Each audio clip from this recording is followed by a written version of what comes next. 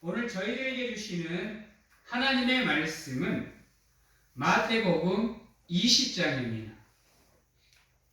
마태복음 20장 1절에서 16절 말씀까지인데요.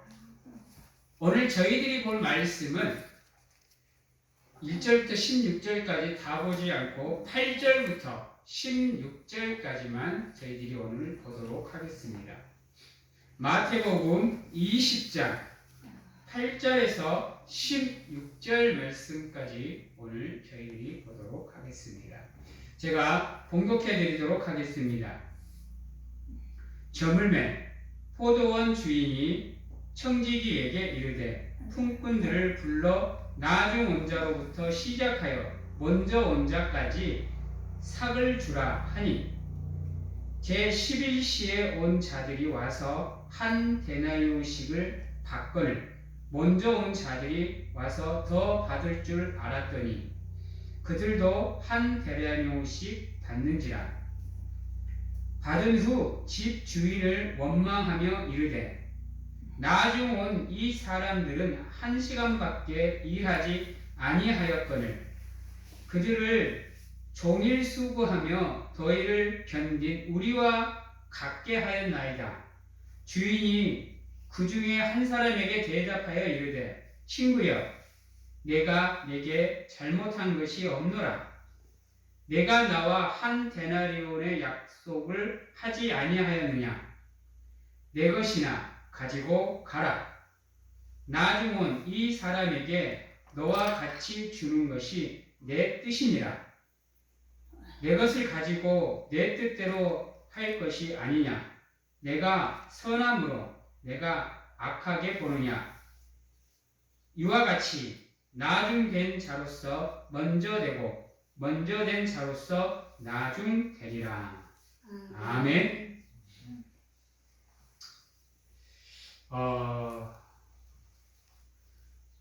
사람이 살아가면서 차별 없이 자기가 일한 대로 수고한 대로 또는 땀 흘린 대로 대가를 받는 것은 참 중요합니다.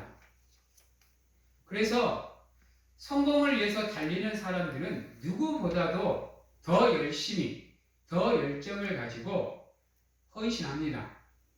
자기가 이루고자 하는 목표, 자기 인생의 목적, 자기가 품은 그 비전을 이루기 위해서 수단과 방법을 가리지 않고 최선을 다해서 정진합니다.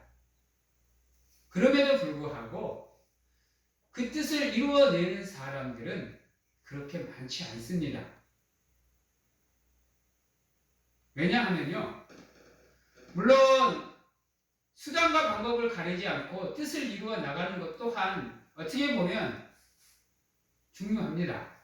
그러나 결과도 중요하지만요, 더 중요한 게 무엇이냐? 바로 그 결과를 얻어내는 과정 또한 중요하다는 겁니다. 요즘 우리 한국 연예계를 보면 참 안타까운 모습들이 있어요. 연예인이 되고자, 인기인이 되고자 그 꿈을 이루었는데 안타깝게도 학폭인이 하면서 과거의 잘못들이 드러남으로 인해서 자신이 이루고 있던 그 꿈이 한순간에 물거품이 되어서 사라져버리는 모습들을 우리가 보게 됩니다. 스포츠를 하는 스포츠인들도 마찬가지고요. 정치를 하고 경제를 하는 사람들도 마찬가지입니다. 자기가 하고자 하는 꿈을 이루었는데 하필이면 과거의 자기의 잘못들이 자기의 발목을 잡아서 퇴임을 해야 되고 은퇴를 해야 되고 소리 소문 없이 자취를 감추어야 되는 이런 모습들이 드러납니다. 또한 성공을 이루었다고 교만하면서 자신의 삶을 대충 그냥 주어지는 대로 그렇게 살아가는 사람들이 있습니다. 그러다 보니까 자기가 이루고자 했던 그 자리에 올라갔음에도 불구하고 그것을 제대로 누리지 못하고 그 자리에서 내려와야 되는 이러한 안타까운 모습도 우리가 보게 됩니다. 우리 신앙도 마찬가지입니다. 우리 신앙도 열매를 맺는 거 중요합니다.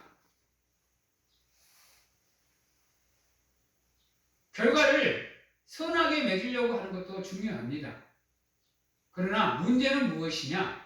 신앙생활을 해 나가는 그 과정이 하나님이 보시기에 합당해야 된다는 겁니다.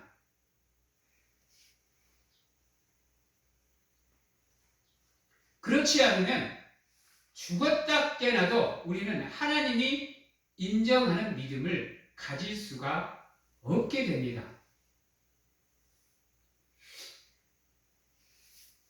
겸손히 하나님이 원하시는 게 무엇인지를 알고 하나님의 뜻을 찾아갈 줄 알아야 되는데 현대사회를 살아가는 우리 기독교인들은 그렇지가 않아요.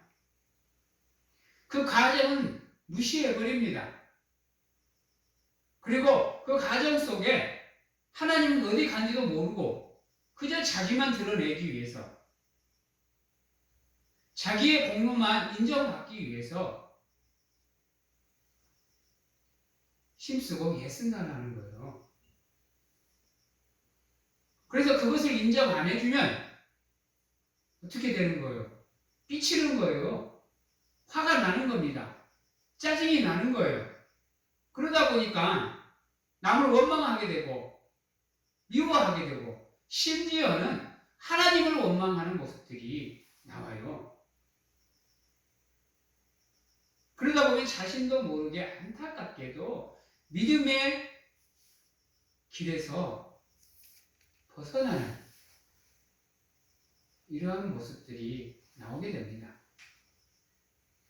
물론 믿음의 여정은 쉽지 않습니다. 힘들고 어렵고 고통스럽고 아픕니다. 그러다 보니까 그 길을 걷는 것보다는 편리한 길, 이익이 되는 길, 힘들지 않는 길을 선택해서 걷고자 합니다. 그러나 분명하게 여러분들에게 말씀을 드리지만 믿음은 그냥 주어지는 게 아닙니다. 온전한 믿음은 그냥 그저 그렇게 이루어지는 게 아니에요. 반드시 믿음에는 시련이 따르게 되어 있습니다. 단련의 과정도 거쳐야 되고요. 연단의 과정도 거쳐야 되는 겁니다. 자기 스스로를 낮추는, 그래서 나는 죽고 나로 인해서 예수가 드러나는 삶의 여정을 연단을 통해서 우리는 걸쳐야 되는 겁니다. 그래야 우리는 순금의 연단의 믿음의 길로 나가는 가운데 온전한 믿음을 소유할 수 있는 그릇으로 만들어지는 겁니다.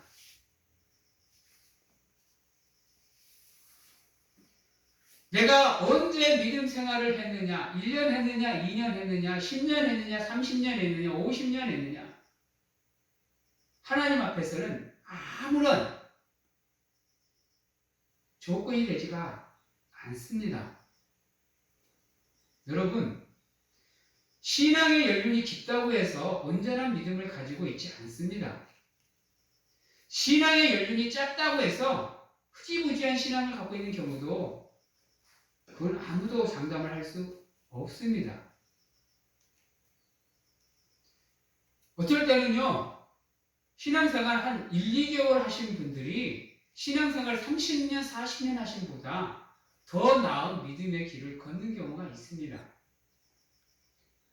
근데 우리 한국교회, 우리나라에서는 참 신기한 게 신앙의 연륜이 깊어지면 깊어질수록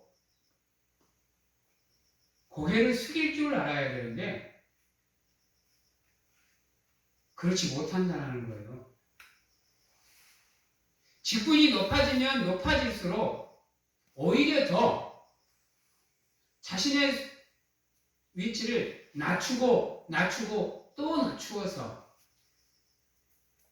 남을 섬길 줄 알고 남을 위해서 희생할 줄 알고 헌신하는 자리로 내려갈 줄 알아야 되는데 오히려 그 직분을 통해서 그 신앙의 연륜을 통해서 섬김을 받으려고 하고 헌신을 받으려고만 한다는 겁니다.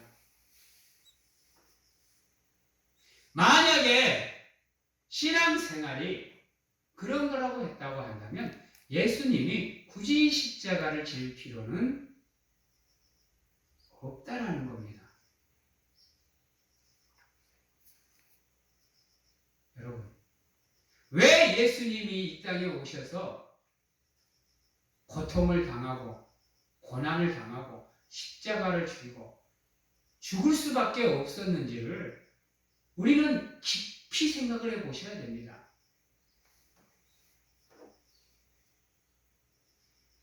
죄가 없으신 분이, 완전하신 분이, 완벽하신 분이, 무엇 하나 부족함이 없는 분이에요. 여러분, 전지전능하신 분입니다. 우리 인간 하나 굴복시키지 못할까요? 말 한마디면 그 자리에서 우리의 생명을 거둘 수 있는 분이 예수님이십니다. 말 한마디면 죽어있는 영혼도 그 자리에서 살려내시는 분이 예수님이세요. 그런 분이 굳이 십자가를 지면서까지 우리에게 하나님의 사랑을 전하고 하나님의 나라를 전할 이유가 없어진다니까요. 그러면요. 그러니까 예수님이 신적인 권위로 나를 따르라 말 한마디면 되는 거예요. 적어도 예수 그리스도를 믿는 우리라고 한다면 적어도 예수 그리스도를 따르는 우리라고 한다면 왜 예수님이 굳이 십자가를 지셔야 되는지를 한 번쯤은 깊이 있게 생각을 해보셔야 돼요. 정말로 우리를 구원할 수단이 십자가밖에 없었는지, 다른 길로는 우리를 구원할 수 없었는지, 왜 예수님은 알면서도 그 길에 하나님의 말씀에 순종하여 십자가를 지셨는지는 생각해 보셔야 되는 겁니다. 그리고 그 깊으신 하나님의 뜻, 예수님의 뜻을 우리가 이어나가기 위해서 노력하는 것, 그게 바로 우리가 온전한 믿음으로 나아갈 수 있는 수단과 방법이 되는 겁니다. 우리가 하나님의 뜻을 알지 못하면요, 기준은 내가 되다 보니까 신앙생활도 나를 중심으로 해서 신앙생활을 할 수밖에 없어요. 그러다 보면 하나님을 원망할 수밖에 없다니까요. 왜요? 세상은 참 공평한 곳이거든요. 불공평한 곳이거든요. 그러다 보면 나는 이런데 왜 남은 저렇지라고 비교할 수밖에 없고 비교당할 수밖에 없는 것이에요. 여러분, 오늘 말씀에서도 한번 보십시오. 분명하게 예수님은 신앙의 연륜을 따지지 않고 모든 인류를 구원하시기 위해서 이 땅에 오셨어요. 그리고 십자가를 지셨습니다. 그런데 나는 신랑의 연륜이 있다고 당연히 나는 라고 생각하게 된단 말이에요. 분명하게 오늘 말씀에 보면 주인은 나가서 포도원 일꾼을 구할 때 오전에 나갔든 오후에 나갔든 오후 늦게 나갔든 저녁에 나갔든 1시간을 일했든 2시간을 일했든 10시간을 일했든 분명하게 그들과 계약은 한 데나리온이었습니다. 근데 정산을 할 때 한번 보십시오. 맨 나중 원자부터 시작해서 하나님께서 정산을 시작합니다. 왜 그럴까요?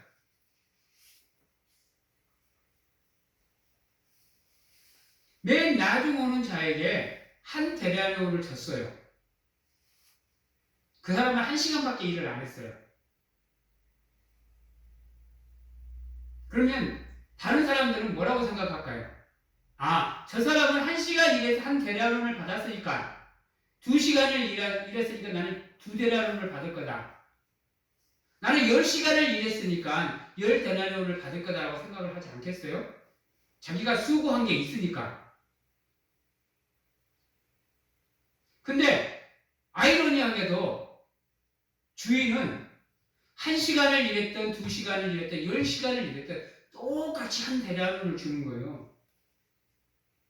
그러니까 10시간을 일한 사람은 화가 나는 겁니다. 왜요? 저 사람은 1시간을 일한 수고밖에 안 했고 나는 10시간을 일한 수고를 했는데 그 사람과 똑같이 취급을 당하거든요.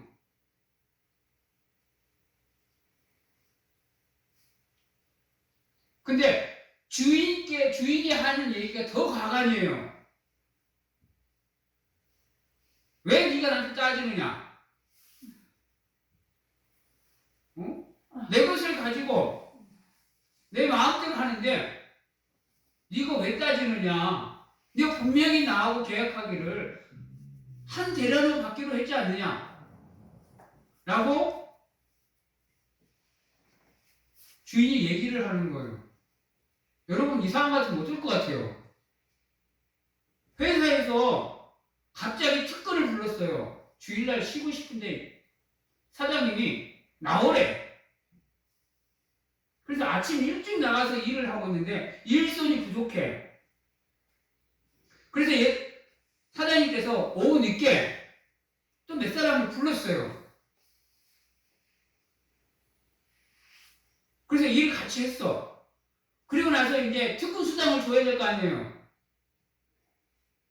근데 오후 늦게 온 사람하고 나하고 특근 수당이 같아.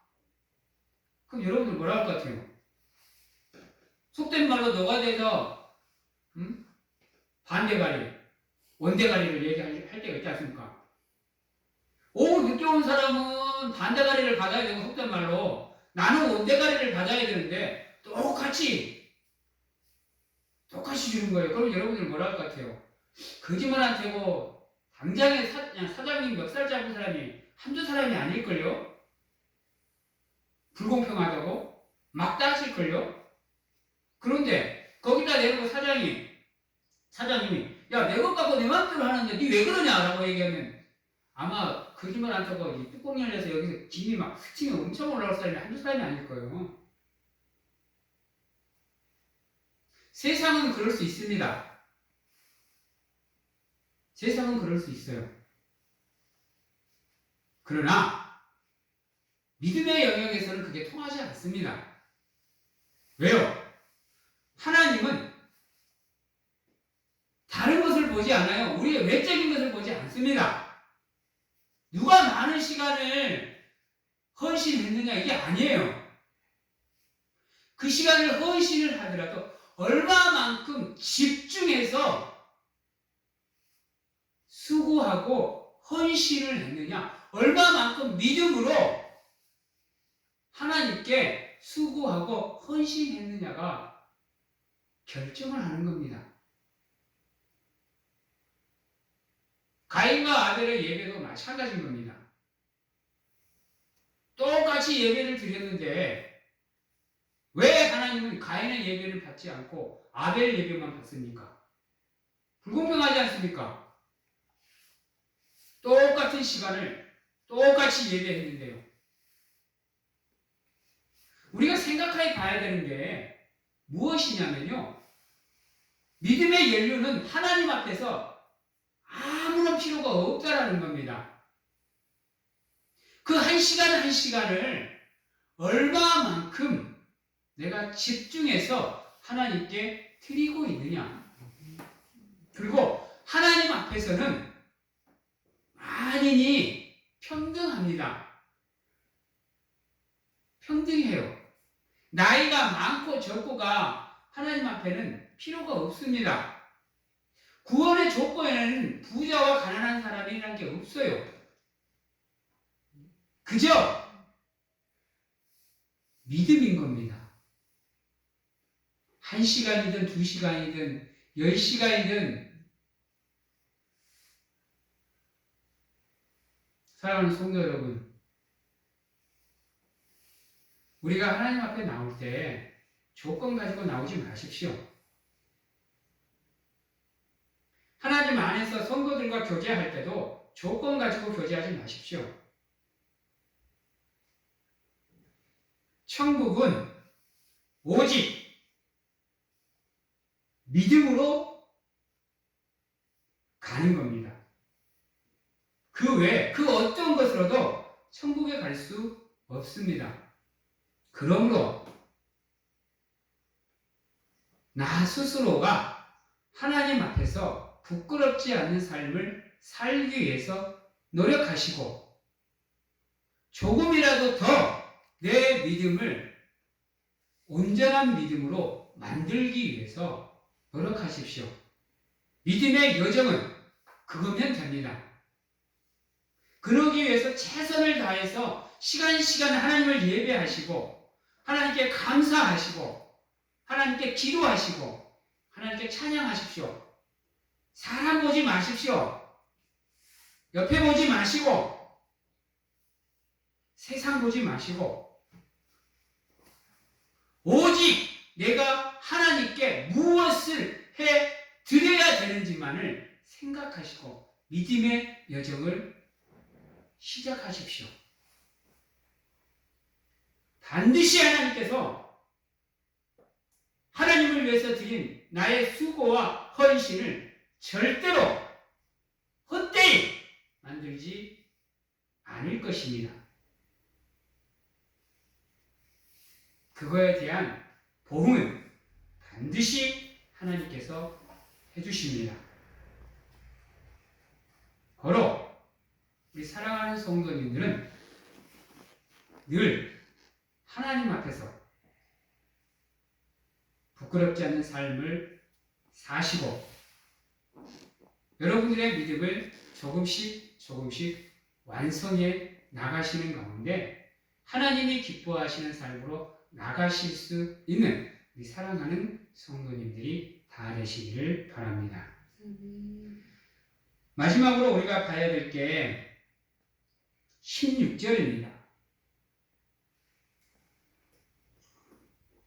여러분, 앞에서도 잠깐 언급했지만 내가 믿음의 길에 먼저 들어섰다고 우쭐댈 필요가 없습니다.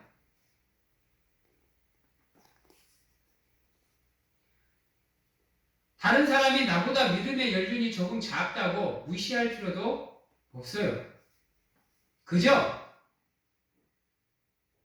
내 믿음이 하나님이 보시기에 합당한 믿음이기만을 간절하게 기도하는 가운데 내 믿음이 구원에 합당한 믿음이 될 수 있도록 노력하는 우리가 되어야 되는 겁니다. 장로면 어떻고 목사면 어떻습니까? 집사면 어떻고 평신도면 어떻습니까? 구원에는 그건 하등의 이유가 되지 않습니다. 목사이면서도요 천국에 못 갈 수 있어요. 여러분, 장로이면서도요, 천국에 못 갈 수 있다니까요. 근데 평신도이면서요, 천국에 갈 수 있어요. 단 하루를 믿더라도, 단 한 번을 믿더라도 하나님이 나에게 원하시는 게 무엇인지를 찾고 알고 깨닫는 가운데 그 선하신 하나님의 뜻을 이곳에, 이 땅에, 이 나라에, 이 세계에 이루어가기 위해서 노력하는 것, 하나님이 원하시는 것은 바로 그것이라는 겁니다. 그것이 믿음의 조건이고 구원의 조건이고 천국의 조건이 되는 겁니다. 하나님을 원망할 필요 없습니다. 사람을 원망할 필요도 없고요. 세상을 원망할 필요도 없습니다. 왜요? 잘못은 내게 있기 때문입니다. 고로 먼저 나를 돌아보시는 가운데 나의 죄악들을, 나의 잘못들을 하나님 앞에 내려놓고 회개하고 기도하실 수 있는 성도님들이 되시고 그 삶을 통해서 하나님께 영광을 돌리시는 가운데 하나님의 은혜와 축복을 가득 넘치도록 받아 누릴 수 있는 사랑하는 성도님들이 되시기 바랍니다. 아멘. 이제 추석 명절을 맞이하게 됩니다. 그러다 보면 이제 믿지 않는 가족들과도 함께 하시게 됩니다. 여러분, 그들에게조차도 인정을 받을 수 있는 여러분들이 되셔야 돼요. 가족을 구원하고 싶다고 한다면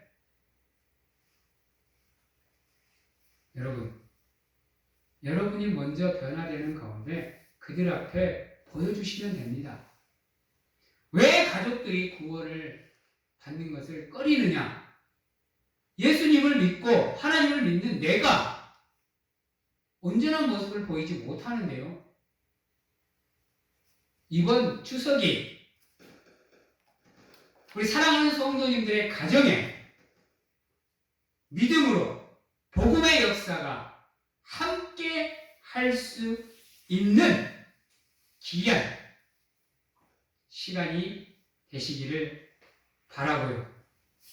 그 시간들을 통해서 하나님의 은혜와 평강과 축복과 사랑이 여러분들의 가정에 한없이 넘치도록 가득 채워지는 놀라운 시간들로 함께 하시길 주님의 이름으로 축원합니다.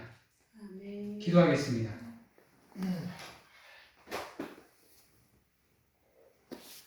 사랑의 하나님, 누가 뭐라 그래도 우리가 먼저 하나님 앞에서 올바로 세워질 수 있도록 하나님 도와주시옵소서. 어떠한 경우에도 남을 원망하지 않게 하시고 나 자신부터 살펴 하나님께 고백하며 회개하는 가운데 나 자신의 삶과 믿음을 하나님께 드림으로 하나님이 원하시는 삶으로 믿음으로 성장해 나갈 수 있도록 하나님 도와 주시옵소서. 그리하여 하나님의 은혜를 누리게 하여 주시옵시고 하나님의 축복을 받으며 늘 하나님과 함께하는 삶을 살아낼 수 있도록 하나님 도와 주시옵소서. 지금은 우리를 구원하시기 위해 이 땅에 오신 예수 그리스도의 은혜와 세상 끝날까지 우리와 함께 하시는 가운데 안아주시고 품어주시는 하나님 아버지의 사랑하심과 세상 어느 곳에 가서 무엇을 하든지 간에 우리를 지키시고 보호하시는 성령님의 교통하심이 추석 명절을 맞이하여 찾아오는 가족들과 성도님들 머리 위와 가정과 직장과 자녀와 건강 위에 지금부터 영원토록 함께 하시기를 축원하옵나이다. 아멘.